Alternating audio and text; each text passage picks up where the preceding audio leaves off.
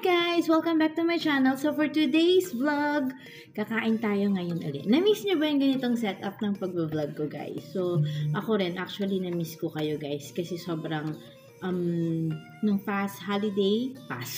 nung nakaraang holiday po marami akong ginawa. Unang-unang umuwi po ako ng Olongapo kasi yung mother ko dinala na naman sa hospital. So bali dalawang beses siyang dinala sa hospital ng November din bago mag-Christmas. So, kailangan ko umuwi na early yung aking Christmas vacation.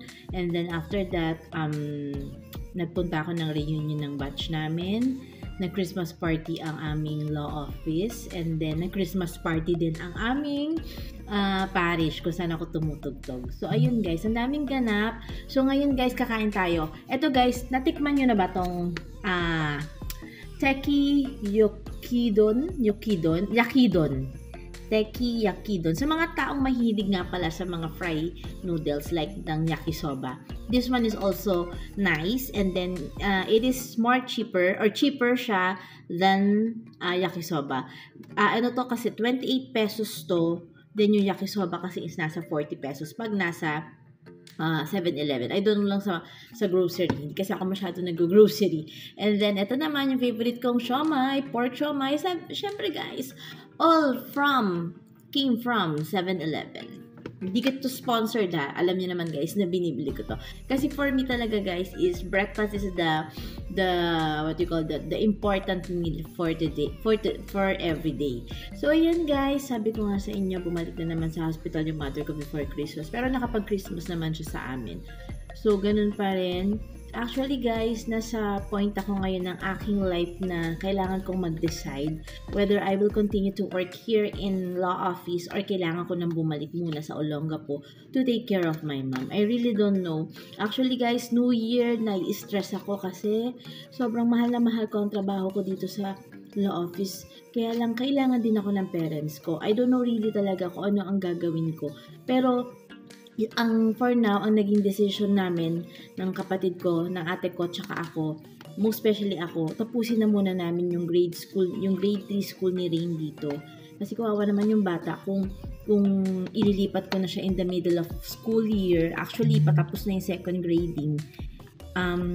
Nakakaawa naman. Kasi parang syempre, na ano niya na yung school dito and then at the same time, mag-a-adjust na naman siya sa although pare-parehas lang naman din yung mga pinag-aaralan nila, pero syempre iba pa rin yung ano, 'di ba? Yung itutuloy niya na lang.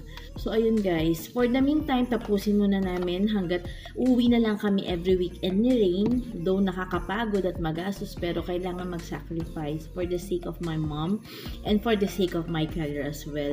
Kasi syempre hindi ko naman pwedeng biglang magdesisyon na lang na uwi na ako, mag-aalaga na lang ako kay mama and then supportahan na lang ako ng kapatid ko. I'm not like that.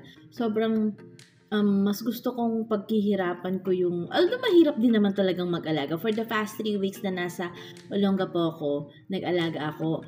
I love taking care of my mom. Though, syempre, may iba tayo pang ginagawa dapat. I mean, hindi lang yun yung pwede kong gawin sa buhay ko dahil unang-una single mom ako. So, I need to take care of my son as well, financially, and syempre, support din sa kanya. So, yun, kailangan ko ring i-balance, diba? So, kailangan ko siyang i-balance yung pag-aalaga ko sa mom ko and then yung buhay namin mag-ina. So, ayun, for the meantime, yun muna ang decision namin. Mag-stay muna ako dito until June and then, pagdating na ng June, doon na lang kami magde-decide kung talagang kailangan na ba namin mag-stay sa Olongapo and then mag-resign ako dito sa law office, which is I really don't want talaga. So, pray na lang ako, manghihingi ako ng sign kay Lord kung ano ba talaga ang dapat kong gawin. So, ayan guys, dito naman ako nakakain kasi super chika na naman ako. Na-miss ko kasi kayo guys eh. So guys, advice nga, ano ba dapat ang gawin ko rin? Kailangan ko ba talagang asundin ko anong gusto ko or I need to take care of my mom as well. Although wala namang inaan yung mother ko sa akin.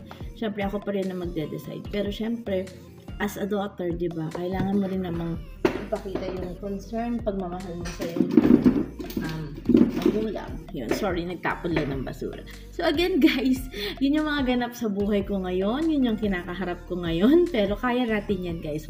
Basta pray lang tayo. And guys, kayo, kamusta kayo? Belated happy holidays, belated happy new year, belated Merry Christmas, and belated happy treatments. So again guys, don't forget to subscribe, like, and share my video. So kain tayo nitong Teki Yakidon and Shopang. At syempre, guys, don't forget my coffee. Yeah. So again, guys, see you on my next vlog. Bye-bye!